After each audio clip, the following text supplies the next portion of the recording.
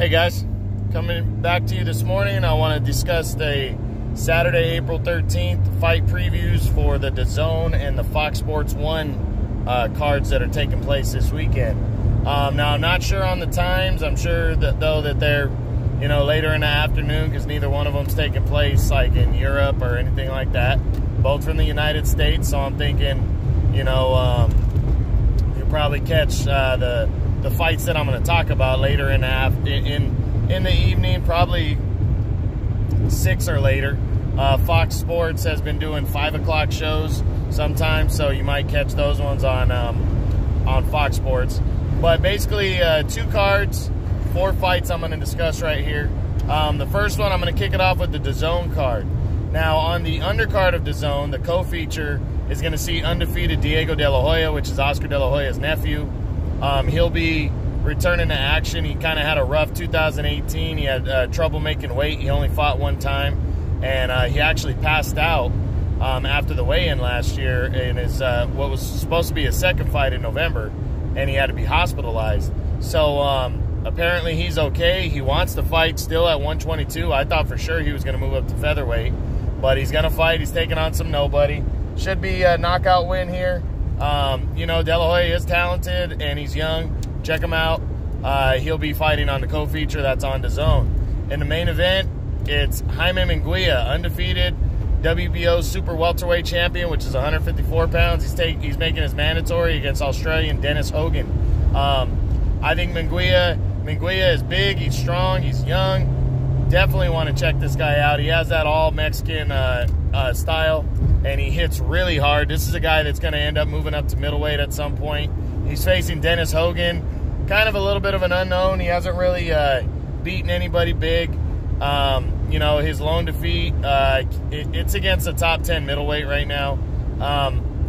So he's been in a ring with somewhat okay competition, but yeah, I really think he's overmatched in this one. I think Munguia is going to dominate, stop him, and he could stop him early. I'm predicting a middle rounds stoppage, though, as he retains his world title. Entertaining fighter right here, guys. If you have not got DAZN, you are missing out. Now they bumped it up to $19.99 a month, but it's still well worth it. There's a lot of good fights on DAZN, and part of the reason they bumped up the price is because they're doing Major League Baseball now. So check out DAZN, guys. Don't want to miss it. That's Saturday, April 13th. Now, on the other card, it's on Fox Sports 1. It's a PBC card, 2 eliminators. The first one on the undercard, the co-feature, is going to see Sergey Derevyanchenko, who's currently, I think I have him ranked, he's tied for 11th at middleweight. He fought for a world title against Danny Jacobs in last October. He fought Jacobs hard. He lost a split decision. Not a bad middleweight at all. He's taking on Jack Kolke, who's a former 154-pound champion. He lost a close decision in his home country of Germany to Demetrius Andrade a couple years back. And then last year against Maciej Sulecki, who's a top 10 middleweight, he dropped a very close decision in a fight that a lot of people thought he won. So, good fighter. We're going to see what he can do against Derevyanchenko. This is a pretty good fight, though, and it's a final eliminator. The winner will be in line to face the IBF champion. That's currently Danny Jacobs, but Danny Jacobs is fighting Canelo in a unification bout on May 4th. So the winner could be in line to face the winner of that, given the belt doesn't go vacant. But big-time fight right here, a title shot on the line. Tough to choose. I'm going to go with Derevyanchenko, though, by what could be a close decision. I think he's going to make it a little more convincing, Derevyanchenko, but it should be a very good fight. Don't miss this out because this is 2 top 10 middleweights right here going at it. Should be a good one. And then in the main event on Fox Sports 1 on Saturday, you're going to see another final eliminator at 168 pounds, super middleweight. Former middleweight champion Peter Kid Chocolate Quillen is going to battle former super middleweight champion Caleb Truax. Crossroads fight right here for 2 older fighters. You got Quillen, who really hasn't done much. He beat Jalen Love last year, but he hasn't done much since his first-round knockout loss back in 2015 to Danny Jacobs. He hasn't done really much since then. He's trying to make one last run, it looks like, as he's 35 now. So he's getting up there in age, taking on a 36-year-old Caleb Truax, who's a former IBF champ.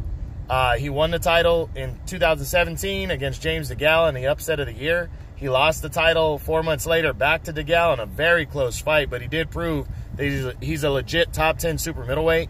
I currently have Truax at number 7 at super middleweight right now, while Peter Quillen is not ranked. But a win here for either guy is going to boost their rating. It's a final eliminator, so the winner is going to be in line to face Caleb Plant, the new IBF champion, or whoever the IBF champ is later on. And yeah, the Crossroads fight, kind of final opportunity. I think it's going to be a good one right here. I really think this fight could go either way. I think it could end by knockout either way also.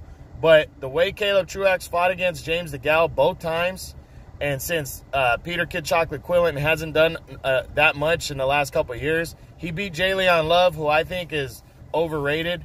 And, you know, that to me, I'm going Truax by a close decision win. I think it could go, I think it could be a knockout either way, like I said, and I really think it could go either way. But I'm going to pick Truax in this one. I like the guy's story. I like how he came out of nowhere, became a middleweight champ. I think he's going to end Kid Chocolate's career on Saturday night.